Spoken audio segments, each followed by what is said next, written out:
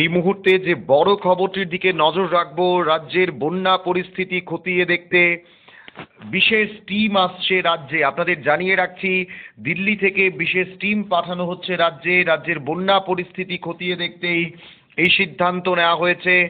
মুখ্যমন্ত্রীকে এই কথা জানিয়েছেন।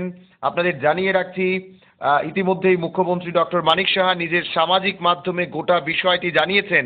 মুখ্যমন্ত্রীর সঙ্গে আজকে সকালেই কথা বলেছেন টেলিফোনে কেন্দ্রীয় স্বরাষ্ট্রমন্ত্রী অমিত শাহ, এবং রাজ্যের মুখ্যমন্ত্রীর কাছ থেকে সবিস্তারে গোটা ঘটনার খবর নিয়েছেন, এবং রাজ্যের বন্যা পরিস্থিতি নিয়ে কি কি আপডেট রয়েছে সমস্ত আপডেট কিন্তু মুখ্যমন্ত্রীর কাছ থেকে জেনেছেন কেন্দ্রীয় স্বরাষ্ট্রমন্ত্রী অমিত শাহ। এবং এই গোটা কথাটি কিন্তু জানিয়েছেন মুখ্যমন্ত্রী নিজেই তার সামাজিক মাধ্যমে। আপনাদের জানিয়ে রাখছি, রাজ্যের বন্যা পরিস্থিতি কি পরিস্থিতিতে রয়েছে তা দেখতে দিল্লি থেকে একটি বিশেষ টিম আসছে রাজ্যে। রাজ্যের বন্যা পরিস্থিতি খতিয়ে দেখতে কিন্তু আসছে এই টিম, এবং আজকে সকালে টেলিফোনে কথা হয়েছে কেন্দ্রীয় স্বরাষ্ট্রমন্ত্রীর সঙ্গে রাজ্যের মুখ্যমন্ত্রী প্রফেসর ডক্টর মানিক সাহার।